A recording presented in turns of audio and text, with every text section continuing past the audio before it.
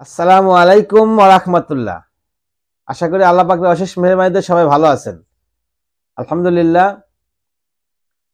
গণ অধিকার পরিষদ গণ অধিকার পরিষদের ফারুক হাসান, আপনারা ইতিমধ্যে জেনে গেছেন যে ফারুক হাসানের উপরে কিরকম নির্যাতন হয়, তাকে কিভাবে মারধর করা হয়। তো আমার হচ্ছে এই বিষয়ে কথা না, কথা হচ্ছে এখানে আমার দুইটা বিষয়। একটা বিষয় হচ্ছে যে তিনি অভিযোগ করেছেন বিএনপির উপরে, একটু খেয়াল করবেন, তিনি বিএনপির উপর অভিযোগ করেছেন ফারুক হাসান, এবং আরেকটি বিষয় হচ্ছে সরকারের সমালোচনা করেছেন। এখন সরকার, আমাদের সরকার ডক্টর মোহাম্মদ ইউনূস, তিনি কিন্তু সমালোচনার অধিকার দিয়েছেন, তিনি কিন্তু বলেছেন সমালোচনা করার জন্য। তাহলে সমালোচনার অধিকার যেহেতু আছে, তাহলে সমালোচনা কেন করা যাবে না? সমালোচনা করে এভাবে মার খেতে হবে, এটা কারণটা কি?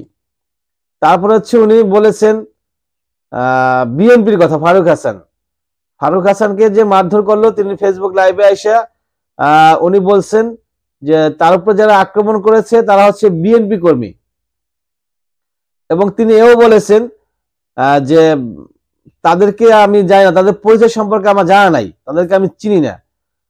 তাহলে আপনি যেহেতু তাদেরকে চিনেন না, তাদের পরিচয় সম্পর্কে আপনার জানা নাই, তাহলে আপনি বিএনপি কেন বললেন?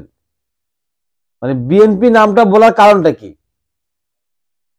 এটা কি সাধারণ কোনো নাটক কিনা, সেটাও কিন্তু একটু খতিয়ে দেখতে হবে।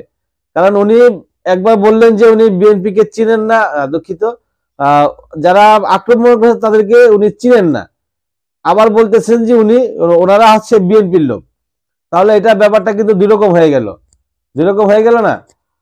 রাশেদ খান আবার দেখলাম পুলিশের সাথে হামকি দামকি করতেছেন, যে শাহবাগ থানায় রাশেদ খান মামলা করতে যায়, 1 ঘন্টার সময় দেয়। 1 ঘন্টা কি ভাই বললি হয়ে যায়?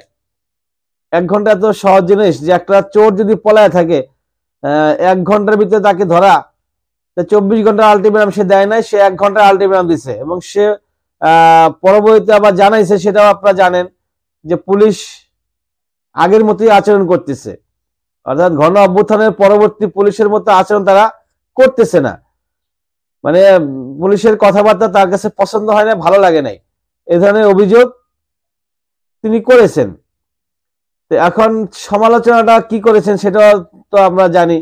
রাশেদ খান এই কথা বলেছেন যে সমালোচনা উনি করেছেন, স্বীকার করা না করা তো কোনো কারণ নাই।